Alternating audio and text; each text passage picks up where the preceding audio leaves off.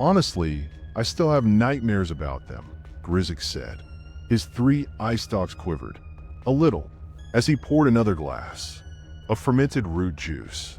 Cold, he shivered, a deep, physical reaction. The way they just stand there, looking at you, like they know everything. I click my mandibles. In amusement, a soft, dry sound. Another veteran, another tall tale about the humans.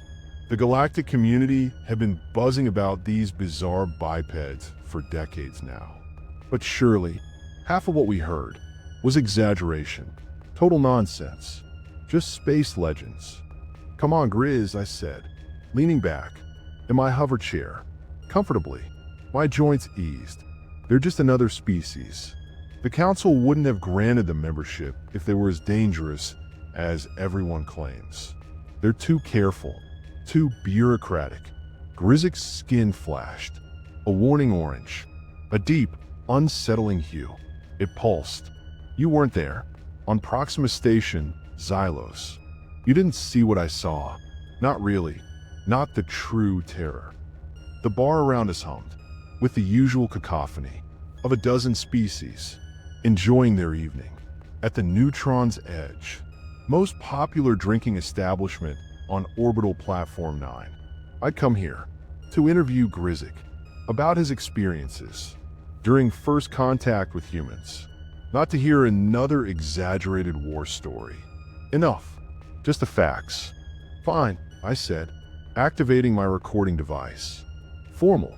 The small light glowed. Tell me what happened. Let's stick to facts this time, not legends. My readers want the truth. About humans. The unvarnished truth. Grizzik drained his glass, slammed it down, hard, and leaned forward. His voice dropped, a low growl, a primal sound. Truth? You want the truth? The truth is that humans are the only species I have ever encountered. That made the Vexner retreat. Back off. Just like that. Now that caught my attention.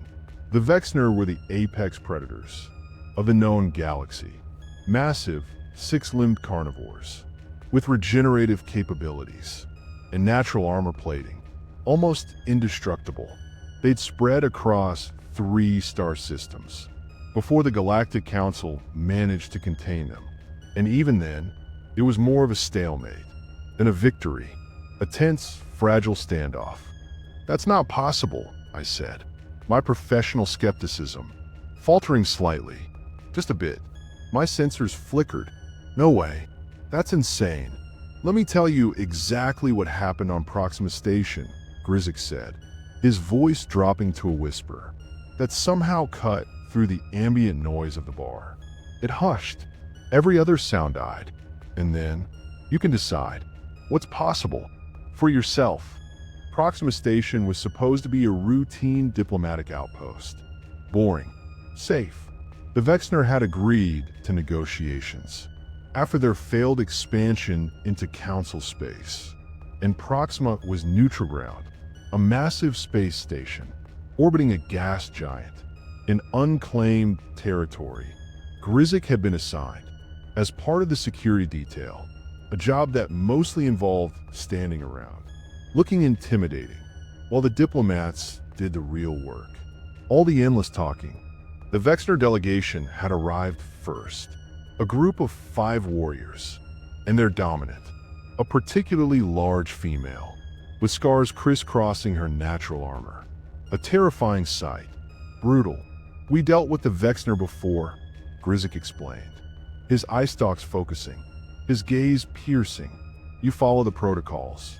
No sudden movements, no showing of teeth or claws, no challenging their dominant. Basic stuff, common sense, survival instincts. The human delegation was scheduled to arrive 3 station cycles later. They were newcomers to the galactic stage, having only achieved faster-than-light travel within the last century. Babies, fresh meat, but they'd already earned a reputation for being unpredictable, wild cards, dangerous, even. The first thing you notice about humans is how unfinished they look, Grizzik said, his tone almost pitying. A hint of disdain. No exoskeleton, minimal natural defenses. Bipedal, with these dangly upper limbs. Kind of pathetic, really. Weak.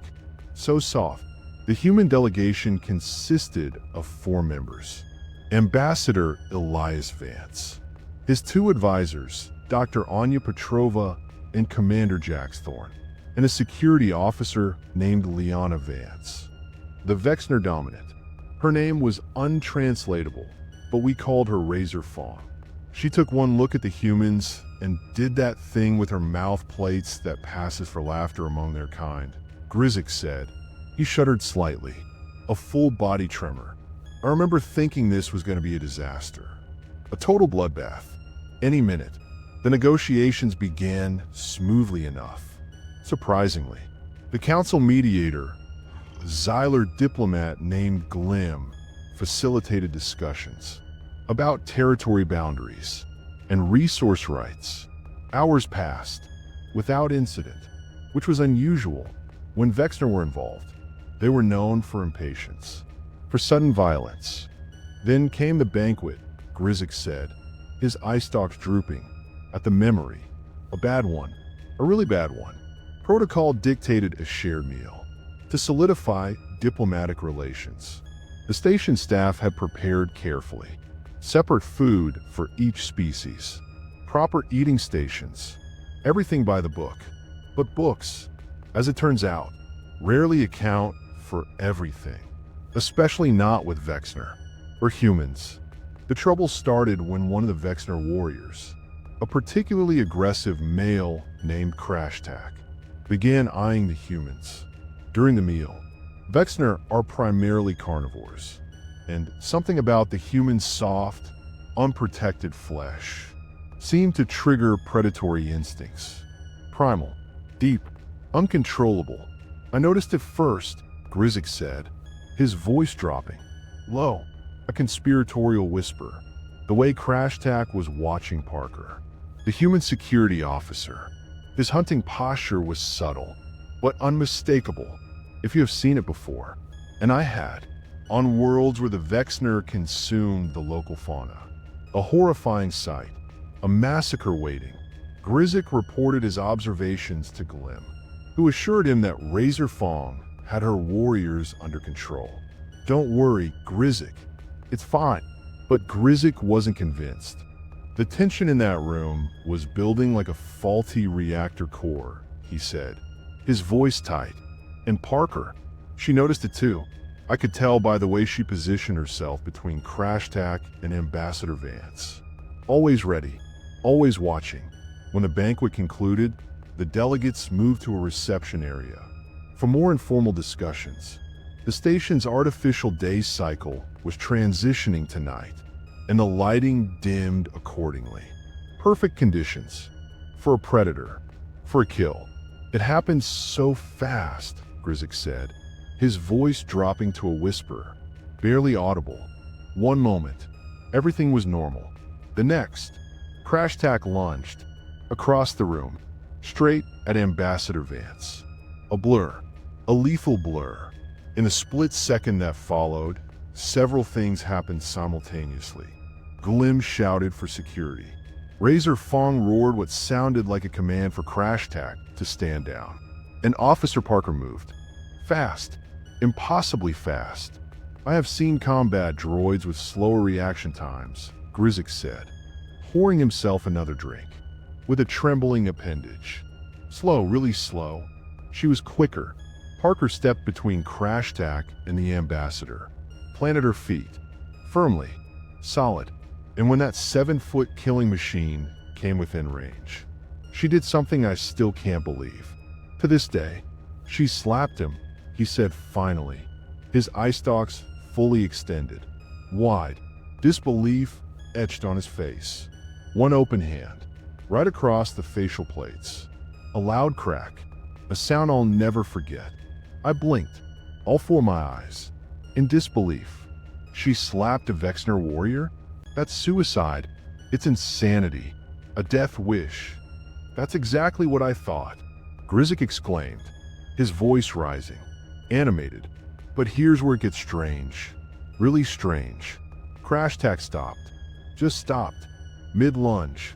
Froze. Like he'd been hit with a stasis field. Unbelievable. Frozen solid. According to Grizik, the room fell silent. An eerie quiet. Even Razor Fong seemed stunned by what had happened.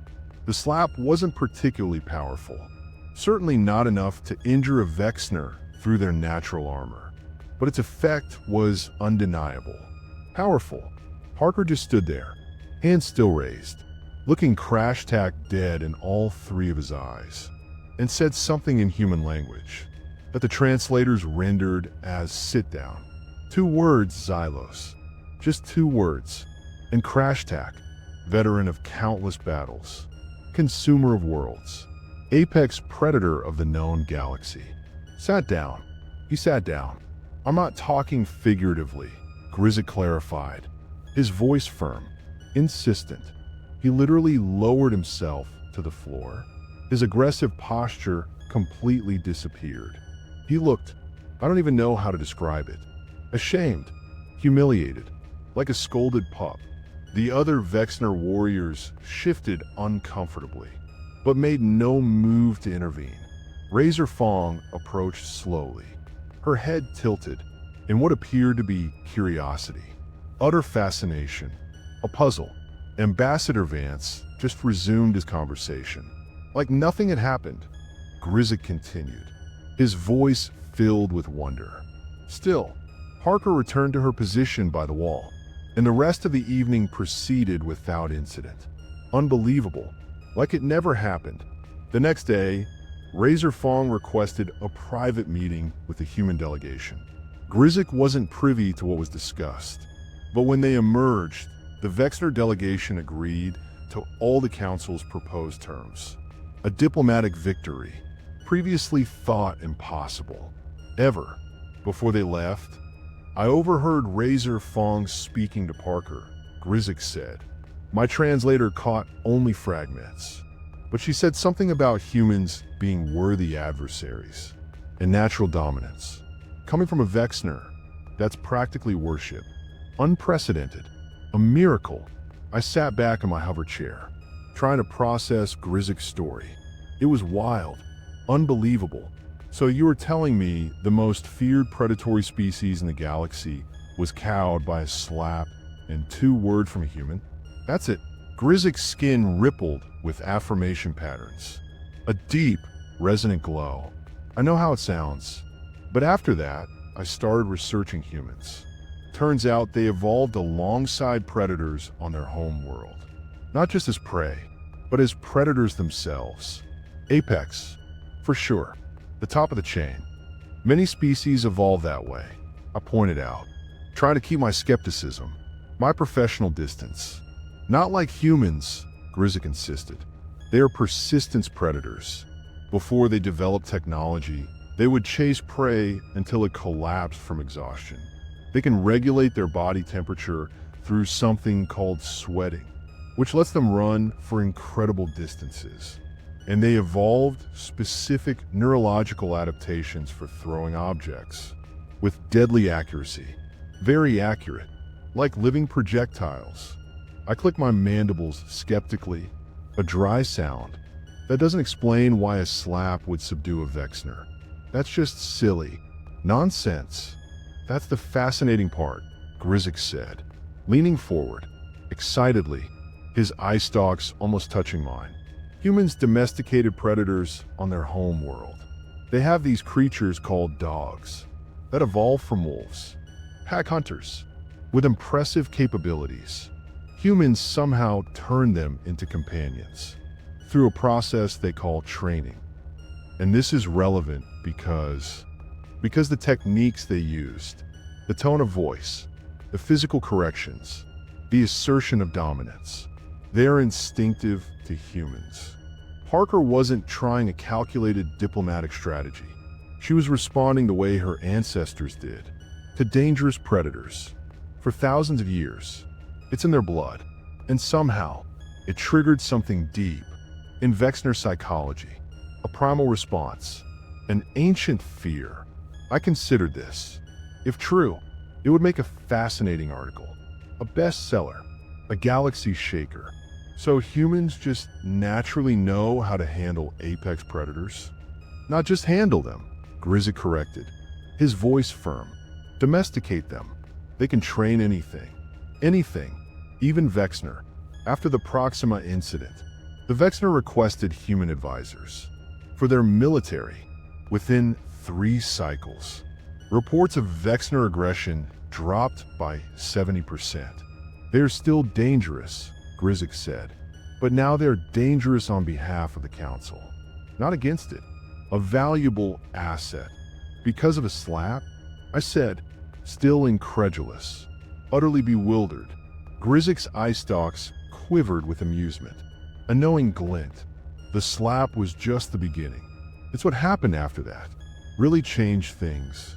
The true work.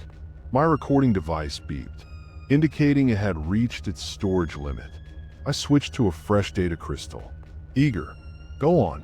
What happened after Proxima Station? Grizzic glanced around the bar nervously. His voice dropped to a whisper. Urgent. That's where the story gets really interesting, and considerably more classified. Before he could continue, his communication device chimed. He checked it and immediately stood up. Urgent. I have to go. Official business. Now. Right now. Wait. I protested. You can't leave the story half finished. What's the Taming Protocol? Grizzic leaned down, his voice barely audible. Find Officer Liana Vance. She's stationed on Europa Outpost now. Tell her I sent you. And Xylos. Be careful. Some stories aren't meant to be told. They're too dangerous. Too real.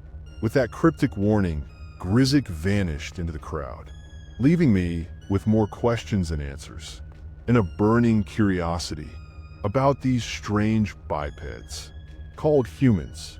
Little did I know, my pursuit of this story would lead me into direct contact with both humanity's greatest gift to the galaxy and its most terrifying weapon. To be continued. A cliffhanger, for sure. Finding Officer Liana Vance proved more challenging than expected. Europa Outpost wasn't exactly a tourist destination, a military installation, carved into the ice of Jupiter's moon, accessible only with proper clearance. Fortunately, being a journalist for Galactic Perspectives opened some doors, though not as many as I'd hoped. Your request to interview Officer Vance has been denied, the human security officer told me, his face impressively impassive. Like a statue, she's currently engaged in classified operations. Top secret, beyond your clearance. I fluttered my wing membranes in frustration. I traveled 17 light years for this story, and I wasn't about to be stopped by bureaucracy. No way. Please inform Officer Vance that Xylos wishes to speak with her about Proxima Station and that Grizzic sent me. He insists. The mention of Grizzic's name produced an interesting reaction. The security officer's pupils dilated slightly, and his heart rate increased. Both signs easily detected by my sensory ridges. Wait here, he said curtly, disappearing through a set of reinforced doors. The waiting area of Europa Outpost was sparse and utilitarian, designed with humans in mind. The temperature was uncomfortably low for my species, and the gravity settings matched Earth's standard, rather than the adjusted levels most stations use for multi-species comfort. It was a not-so-subtle reminder that I was in human territory now. Their rules, their home. 20 minutes later, the doors slid open again. Instead of the security officer, a woman entered the room. She was tall for a human, with dark skin, and hair pulled back tightly from her face. What struck me most were her eyes. Alert, assessing, predatory, a hunter's gaze, direct, unblinking. I'm Commander Vance, she said, extending a hand, in what I recognized as a human greeting gesture. I understand you have been looking for me. For a while. I touched my appendage to her hand briefly, noting the firmness of her grip. Strong, confident. Thank you for seeing me, Commander. I'm Xylos, senior correspondent for Galactic Perspectives. You mentioned Grizik, she said, getting straight to the point. No small talk, all business. How was the old Three Eyes? Nervous, I replied honestly. He told me about Proxima Station, but left the story unfinished. He mentioned something called the Taming Protocol before rushing off.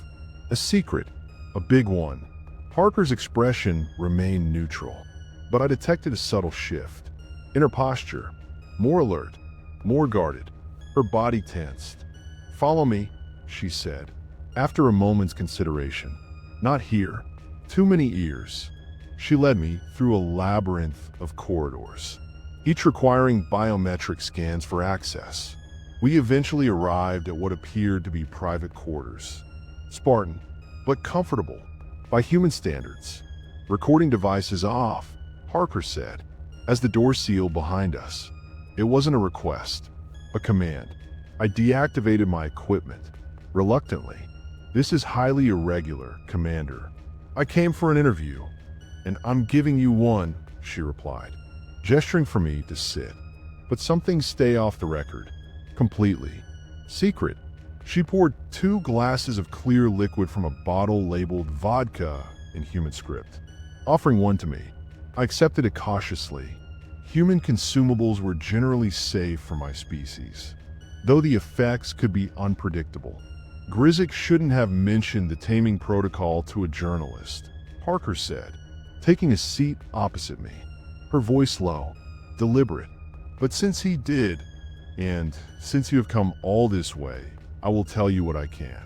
The official version, at least. Nothing more. I felt a tingle of excitement along my neural pathways. And the unofficial version? Parker smiled, a gesture that reminded me uncomfortably of how predatory species display their teeth. A warning, a promise. That depends on what you do with the official one. She took a sip of her drink before continuing, her eyes fixed on mine. What do you know about human history, Xylos? The basics, I replied. Evolved on Earth, developed spaceflight relatively recently, joined the Galactic Council about 70 years ago. Young, new, amid our evolutionary history, Parker clarified, her eyes fixed on mine, unblinking. Specifically, our relationship with other species on our planet. When I admitted my knowledge was limited, Parker nodded, as if this confirmed something. A hypothesis, a long-held belief. Humans didn't evolve to be the strongest creatures on Earth, she began. We weren't the fastest or the most naturally armed. But we had 3 advantages: endurance, intelligence, and a remarkable capacity for interspecies communication. A real superpower. She activated a holographic display on her wrist device, projecting images of various Earth creatures. These are wolves, she said, showing fanged quadrupeds that bore a striking resemblance to smaller Vexner. Apex predators, pack hunters, highly territorial. For thousands of years, they competed with humans for resources. The image shifted to show similar creatures in various sizes and colors, some alongside humans, in domestic settings. These are dogs, Parker continued. The same species, genetically speaking, but transformed through generations of selective breeding and training. They became our companions, protectors, workers, an entirely different relationship than the one we had with their wild ancestors. A bond, unbreakable. I clicked my mandibles thoughtfully. You domesticated them. You broke their will. More than that, Parker said, her voice firm, unyielding. We formed a mutual bond. They learned to read our emotions, anticipate our needs. We learned to communicate with them in ways neither species had evolved specifically to do. It was organic, real, and this wasn't a one-time event. More images appeared. Large four-legged creatures with impressive musculature. Small furry creatures with whiskers. Flying creatures with colorful plumage. Horses, cats, birds of prey. Dozens of species entered into partnership with humans, some for practical purposes, others purely for companionship. The point is, we developed neurological and behavioral adaptations specifically for interspecies relationships. We were built for it. It's in our code. The implications were beginning to dawn on me. Slowly, painfully, a chilling realization. And the Vexner? Parker nodded. When CrashTac lunged at Ambassador Vance, I didn't think. I reacted the way my ancestors would have. When confronting an aggressive predator, the slap, the tone, the eye contact, it wasn't a calculated diplomatic strategy. It was instinct, pure instinct. Thousands of years of it. But that doesn't explain why it worked, I pointed out. Still confused, still searching for answers. No, it doesn't, Parker agreed. At least not until we understood more about Vexner social dynamics. After the incident, our xenobiologists were granted unprecedented access to Vexner biological data. What they discovered was fascinating, terrifying. She pulled up new images, Vexner brain scans, alongside what I assumed were scans of Earth predators. Despite evolving on different planets, certain neural structures were remarkably similar. The Vexner have hierarchical pack structures, not unlike wolves, with complex dominance behaviors. And critically, they recognize dominance across species. So, when you confronted CrashTac, Parker finished, her eyes fixed on me. I inadvertently triggered recognition pathways in his brain. The same way an alpha wolf asserts dominance over pack mates. The slap wasn't about pain. It was about establishing hierarchy, order, control. But I considered this information carefully. In the Taming Protocol, Parker's expression hardened slightly. The shift was subtle, but present. Her face tightened. After Proxima, the Council's strategic command approached us. They've been trying to contain the Vexner for decades. Without success, conventional warfare was too costly, and the Vexner refused meaningful diplomatic engagement. They were too wild.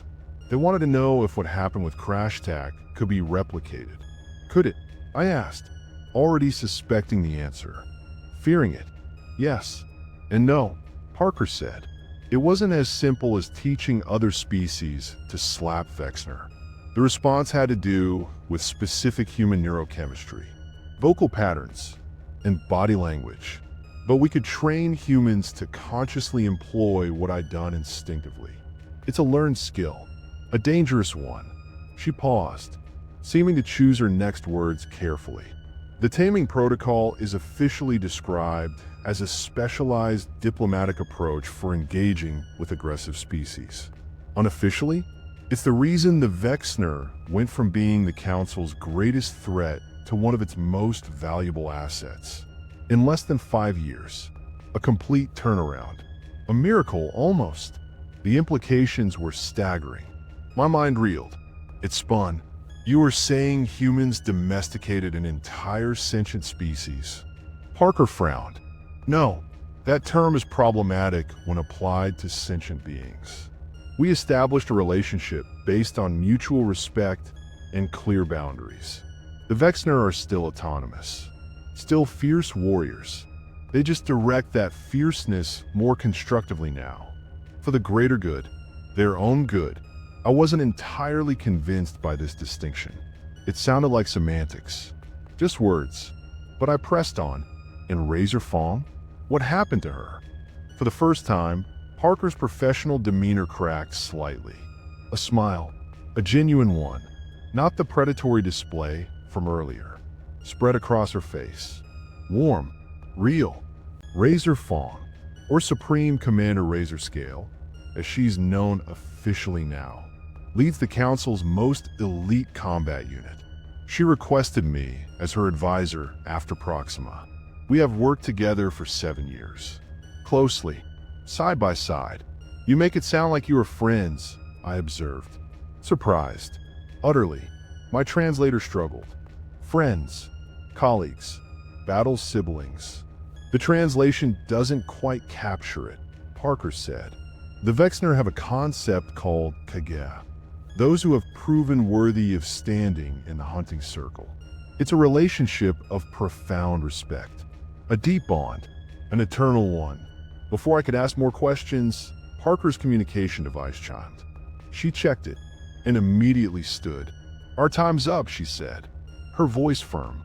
"I have a deployment briefing. Now, urgent. Commander, I still have dozens of questions." I protested. "This story is incomplete, unfinished." Parker considered me for a moment, her gaze assessing, piercing. "How much do you know about the situation in the Cygnus Arm?" The question caught me off guard. The Cygnus Arm had been experiencing increasing raids from an unknown species. Brutal, efficient attacks that left few survivors.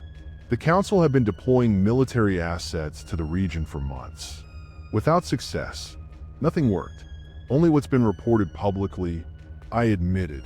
"The attackers call themselves the Harvester Collective," Parker said, her voice grim. "Cold. They have consumed 3 civilizations before encountering Council space. The conventional forces have been ineffective against them, utterly useless. They're losing." A chill ran through my neural pathways. A shiver. "And the Vexner?" "Being deployed alongside human advisors," Parker confirmed. "The first joint operation, under the Taming Protocol, to face a genuine existential threat.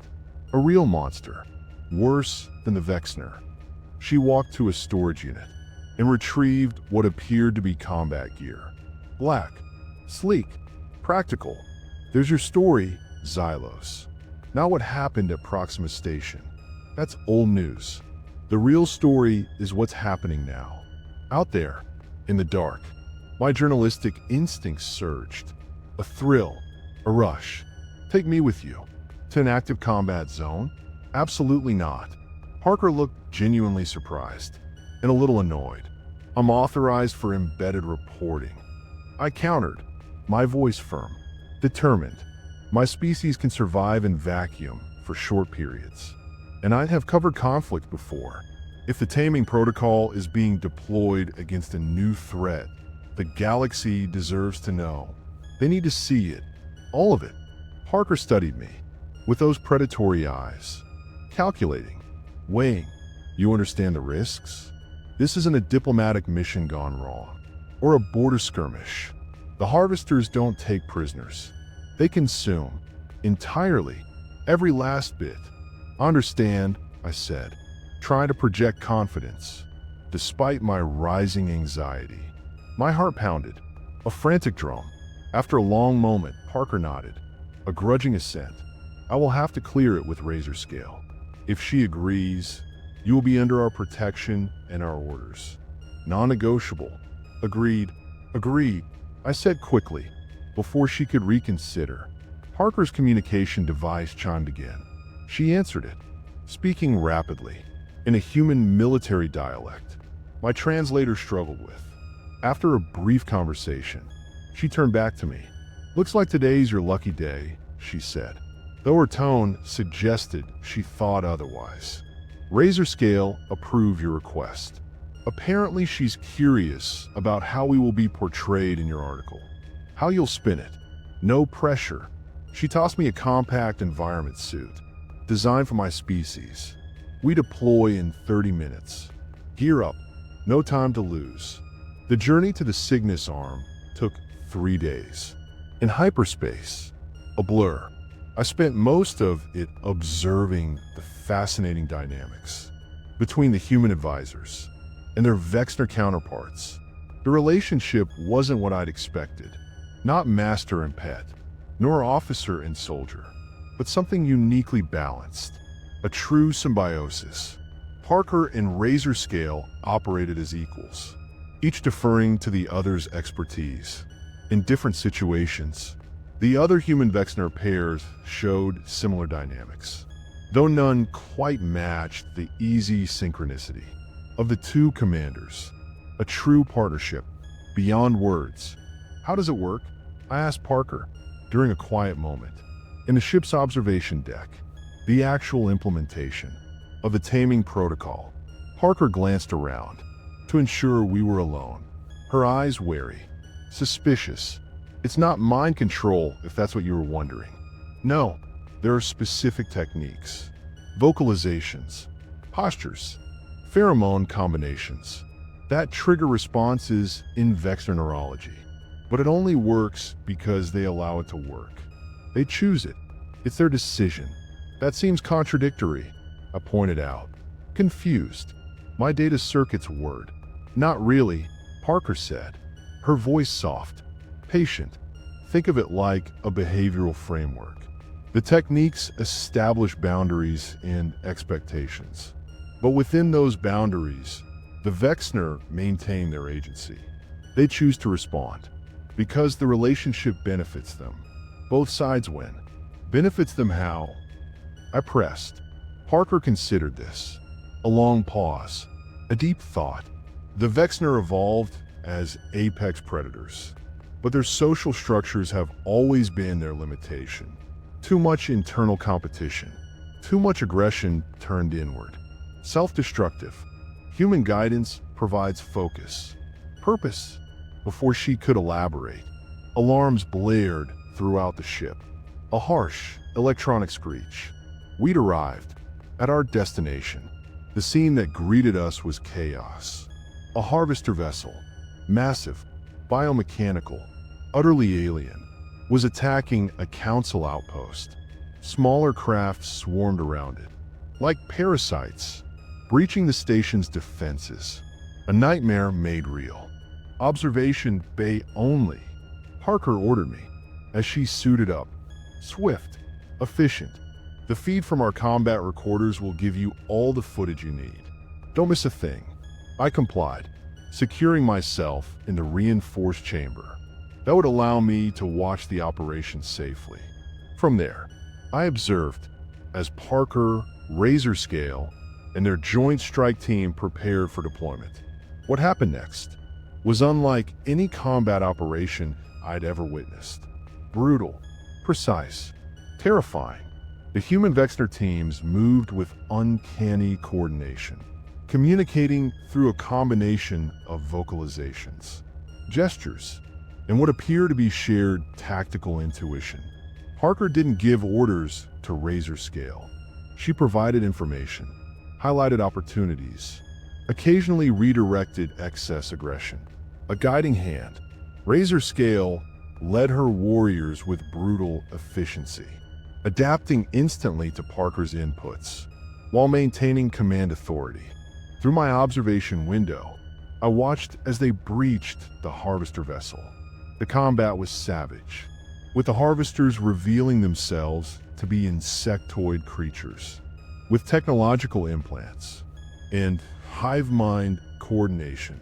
They outnumber the strike team significantly, but numbers meant little against the focused fury of the Vexner. Guided by human strategic insight, a deadly dance, a ballet of destruction. At a critical moment, the strike team became separated.